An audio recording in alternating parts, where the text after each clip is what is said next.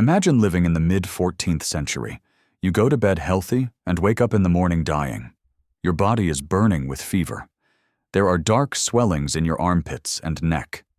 We're talking about a death that wiped out entire families within days, sometimes within hours. Church bells rang so frequently that they eventually gave up counting the dead and fell silent. Graveyards filled up. Streets were engulfed in silence, and across every corner of Europe, a single terrifying question echoed: has the end of the world come?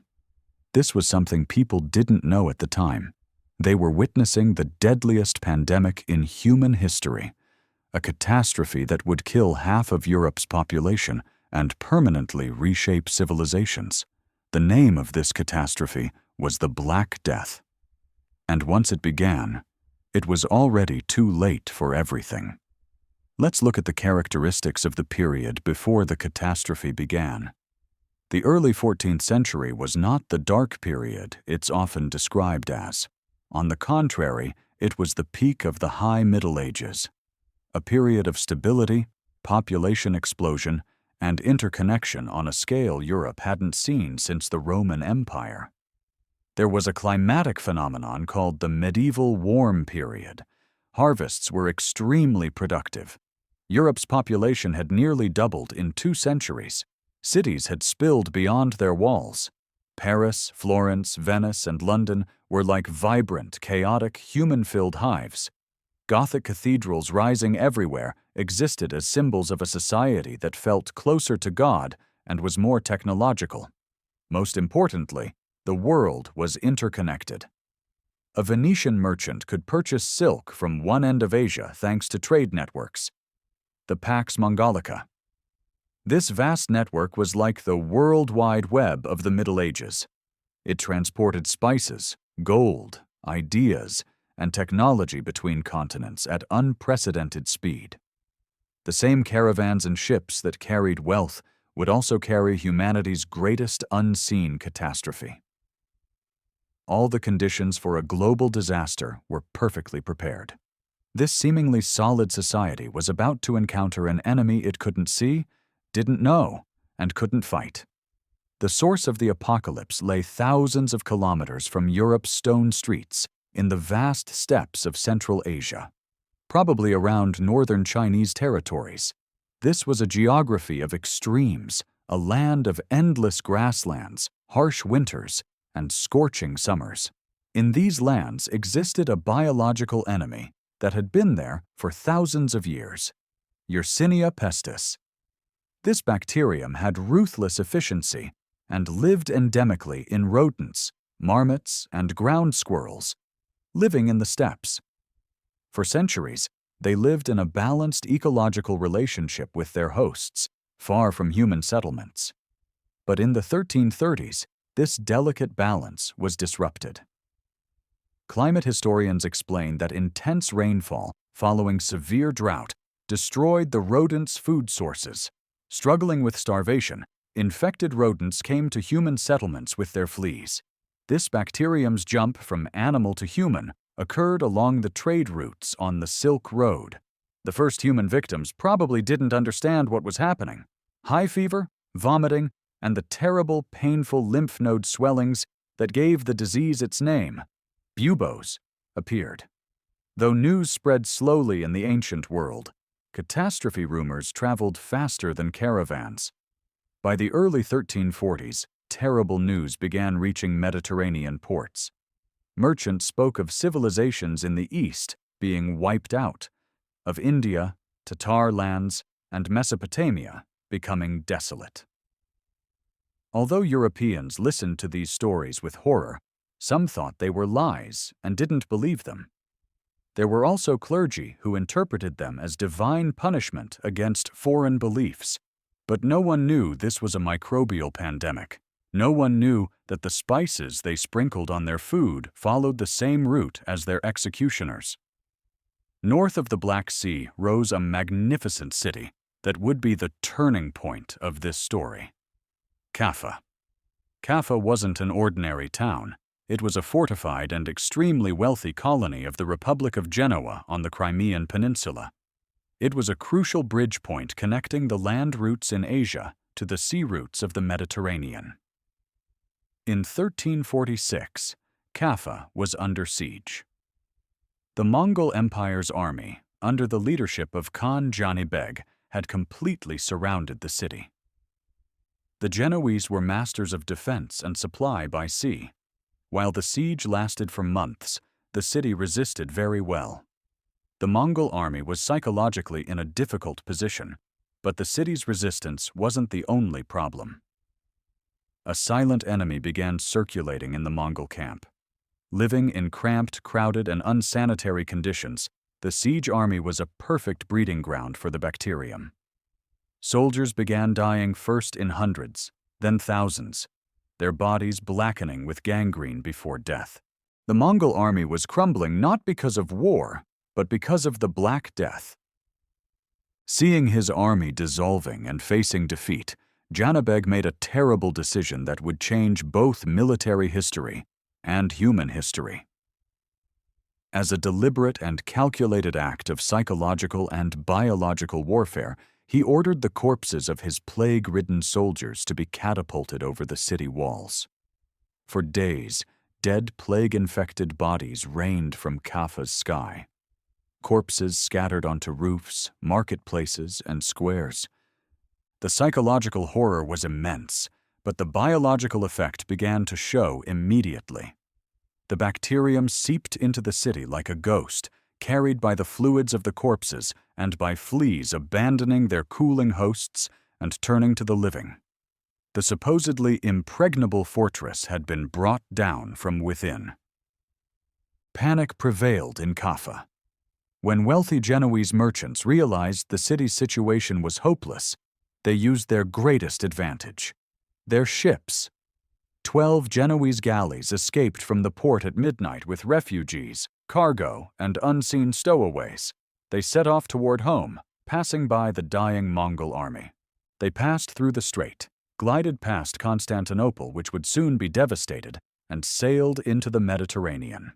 This sea was the heart of the European economy, the center of fast and intense trade. The fleeing ships became carriers of death. They seeded infection at every port they visited. The first major port to fall in Europe was Messina in Sicily. When the Genoese ships arrived, the dock workers who came out to greet them couldn't believe their eyes. They encountered a scene from hell. According to chronicles, most of the crew was dead, their bodies rotting on deck. The few survivors were delirious, writhing in pain, black boils covering every part of their bodies, forcing their last breath. Though Messina authorities realized the danger late, they ordered the ships expelled. But the real contaminators, the black rats omnipresent on medieval ships and their fleas, had already climbed onto the dock using the ropes. Messina was a test for Europe, and they would pay dearly for its outcome. The speed of infection was paralyzing. The cramped living conditions of port cities were perfect for the plague's contagiousness. Within weeks, Messina's social fabric collapsed. People fled to the countryside, spreading the disease throughout the island. When news of the Great Plague spread, other port cities tried to close their doors to ships from the east. But medieval quarantine was a leaky sieve. Greed and lust for money often defeated precaution. A ship loaded with valuable spices and silks could bribe its way into port. By early 1348, the great maritime republics began to collapse. Genoa was devastated. Venice, the queen of the Adriatic, faced the threat of annihilation. The Venetians, being the most pragmatic merchants, finally found an idea called lazaretto. Incoming ships and crew had to wait on quarantine islands for 40 days before entering the city. It was a pioneering step in the name of public health, but for the first wave, it was all too late. Venetian gondolas turned into funeral vehicles. Stacked corpses were transported on silent canals. Not stopping at Italian ports, this disease advanced west to Marseille, France's gateway. It crossed the Adriatic to reach Dubrovnik. Europe's coastline had completely fallen. Now it was the interior's turn. Cities like Paris, Florence, London, and Barcelona had areas surrounded by narrow, winding streets, multi-story wooden houses that blocked sunlight, and open sewers flowing in the middle of the street. Though vibrant and wealthy, they were powder kegs waiting for a spark in terms of hygiene. When the plague reached a major metropolis, it killed not only people, but the city itself as a functioning organism. Imagine living through this horror without modern science. The brightest minds of the 14th century, the doctors of the University of Paris, were helpless. What they suspected wasn't a microbe, but humors and miasma theory. They believed the air was corrupted. Perhaps that the alignment of Saturn, Jupiter, and Mars in 1345 released poisonous vapors from the Earth. The solutions they offered were absurd. Doctors recommended not bathing to prevent corrupted air from entering, suggested burning juniper and rosemary on street corners to suppress the smell of the dead. Already, weakened patients were bled. Buboes were cut. This spread the septicemic infection faster. Every intervention that seemed logical to them fed the disease even more. Realizing that even doctors were useless led to a deep psychological crisis. Italian writer Giovanni Boccaccio, who witnessed Florence's destruction, wrote that the city lost perhaps 60% of its population. The fear of contagion was so great that humanity's most sacred bonds broke. Fathers abandoned children. Spouses left husbands to die alone. The sick were walled into their homes and shut in to die. The complex gears of medieval life stopped. Bakeries stopped baking bread. The sounds of the city, carts, shouting merchants, construction, gave way to heavy silence. This silence was only broken by church bells, until authorities banned the bells to prevent panic. The dead accumulated so quickly. Church cemeteries overflowed. Instead, large plague pits were dug. Bodies stacked on top of each other, covered with a thin layer of soil. For people in the 14th century, the physical world and the spiritual world weren't separate things. Everything was intertwined. When such a great catastrophe occurred, there could only be one explanation. God was punishing them. The church was at the very center of people's lives, and now it faced an impossible situation.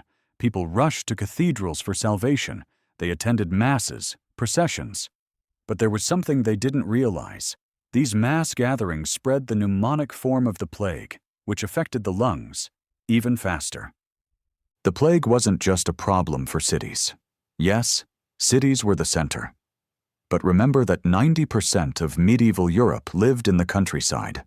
The plague reached there too, through refugees, fleeing cities, and traveling vendors. The destruction in the countryside was perhaps slower, but in the long run, deeper.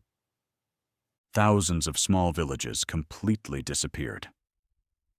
Their names didn't even make it into history. The manorial system, that enormous order based on constant peasant labor, stopped.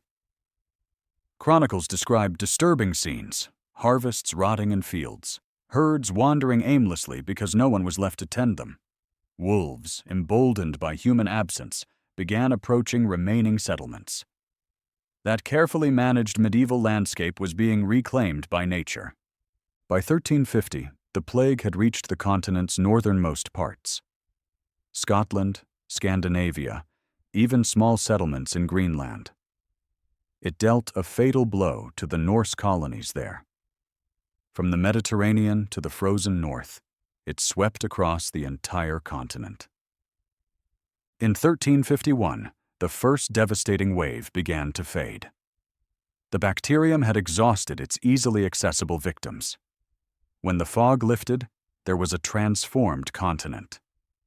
We'll never know the exact death toll. But modern historians have estimates. 75 to 200 million people died across Eurasia and North Africa. In Europe, perhaps half the population was wiped out in less than 5 years. But the psychological wounds were deep. Art became obsessed with death. The danse macabre, dance of death, became a popular motif. Scenes of skeletons dragging kings, popes, and peasants to the grave were everywhere. The message was clear. Death is the ultimate equalizer. The Black Death was the greatest trauma experienced by Western civilization. It shattered the optimism of the High Middle Ages. It exposed the fragility of human systems against nature. The society that was rebuilt was different. More skeptical, more questioning, and forced to adapt. In the end, this death microbe whose traces we follow today cleared the ground for the slow and painful birth of the modern world. For centuries, the Black Death was viewed as a distant medieval nightmare, but empty streets, locked houses, fearing the air itself. Is this really distant history? Or does it feel disturbingly familiar? The plague was a terrible test for people, and tests always tend to repeat themselves.